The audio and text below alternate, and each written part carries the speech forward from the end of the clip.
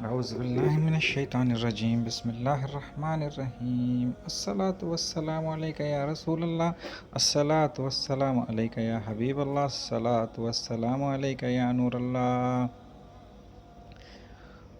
میرے بھائیوں، میرے بہنوں، آج میں ایک ایسا واقعہ سنانا چاہتا ہوں جو امام شافعی اور امام احمد حنبل رحمۃ اللہ علیہ کا ہے۔ امام احمد بن حنبل بہت بڑے محدث ہے اور 4 اماموں فقہ کے اماموں میں سے ایک امام ہیں جن کا فقہ آج بھی مکہ اور مدینہ میں چلتا ہے۔ آج بھی مکہ اور مدینہ کے لوگ جو نماز کے طریقے کو اپنا کرتے ہیں وہ امام احمد بن حنبل رحمۃ اللہ علیہ کے طریقے کو اپناتے ہیں۔ تو یہ شاگرد تھے امام شافعی رحمۃ اللہ علیہ کے۔ تو ان کی ایک بیٹی تھی، تو ان کی بیٹی بتاتی ہے کہ میں نے ابا کو سارا دن حدیثوں کو سکھاتے ہوئے نبی صلی اللہ علیہ وسلم کے اوپر درود بھیجتے ہوئے گزارتے ہوئے دیکھتی تھی، اور پوری رات میرے ابا عبادتوں میں، نفل عبادتوں میں، تہجد کی عبادتوں میں گزار دیتے تھے۔ تو میں ہمیشہ سوچتی تھی، اور جب بھی ابا ہاتھ اٹھا کے دعا مانگتے تھے اللہ سے تو پہلے میرا ذکر نہیں کرتے تھے، پہلے وہ دعا اپنے استاد امام شافعی کے لیے دعا کرتے تھے۔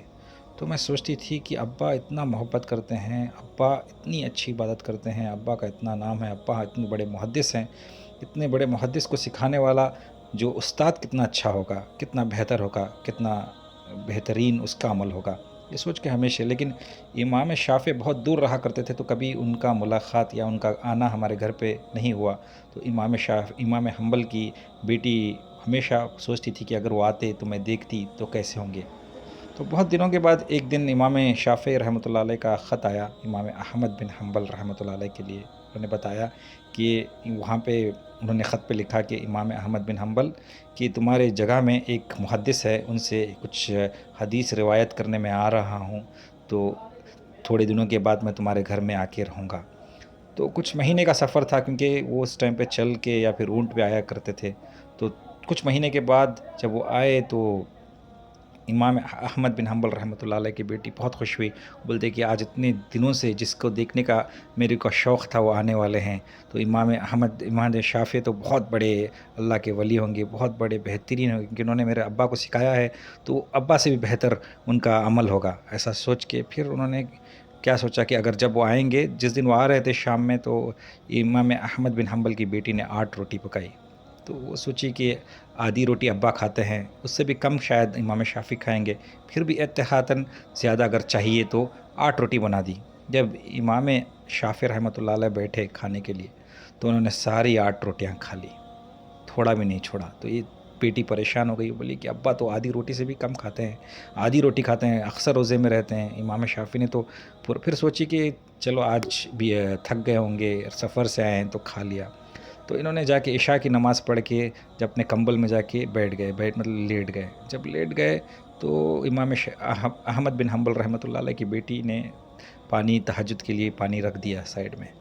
تو دیکھتی ہے کہ صبح دیکھا تو امام شافعی نہ رات کو اٹھے، اپنے کمبل کے اندر ہی تھے، اور جب صبح اٹھے فجر کو، جب امام احمد بن حنبل نے بلایا تو انہوں نے وضو بھی نہیں کیا، سیدھا فجر کی نماز کو چلے گئے۔ تو یہ پریشان ہو گئی، بولے کہ ابا تو ان سے زیادہ عبادت کرتے ہیں، پوری رات عبادت میں ہی رہتے ہیں، اور یہ رزق بھی اتنا نہیں کھاتے ابا، تو ان کو حلال بھل سوچی کہ شاید سفر کا موقع تھا تو پہلا رات ایسا ہو گیا۔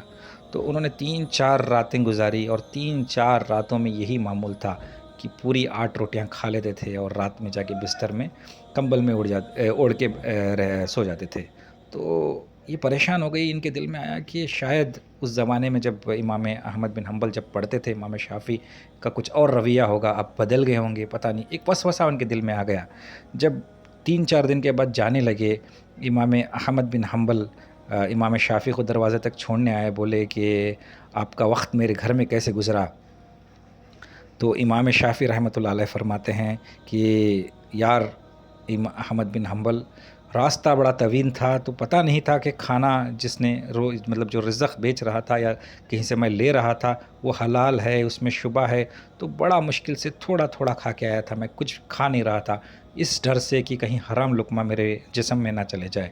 جب میں تیرے گھر پہ آیا تو میں جانتا ہوں کہ تو حرام کا کچھ بھی کام نہیں کرے گا، تو میرا شاگرد ہے، تیرا ہر چیز عمل حلال کا ہے، اور تیرے کھانے کو دیکھا تو میرے کو ایسا لگا کہ اس کھانا نہیں یہ نور ہے. کچھ کھانے آ کے صرف غذا بن جاتی ہے، لیکن تیرا کھانا نور ہے سمجھ کے میں نے سارے روٹیاں کھا لی. اور تو نے اکثر دیکھا ہوگا کہ میں صبح 8 بجے، میں صبح فجر کو تو آتا تھا تو میں بنا وضو کے تیرے ساتھ آ جاتا تھا. میں اس لیے بنا وضو کے تیرے ساتھ آ جاتا تھا کہ پوری رات میں سوتا نہیں تھا. کمبل میں جیسے تو نفل پڑھ کے جب قرآن کی تلاوت کرتا تھا، میں اس قرآن کی تفسیریں اس کے بارے میں لکھا کرتا تھا تاکہ امت کے لیے کام آ جائے. پوری رات بیٹھ کے میں نے سارے 4 راتوں میں جتنا بھی تو نے قرآن پڑھا ہے اس کی بہترین تفسیر میں نے لکھ لیا ہے لیٹتے ہوئے. تو یہ سن کے جب وہ چلے گئے، امام احمد بن حنبل رحمۃ اللہ علیہ کی بیٹی سن کے رونے لگ گئی.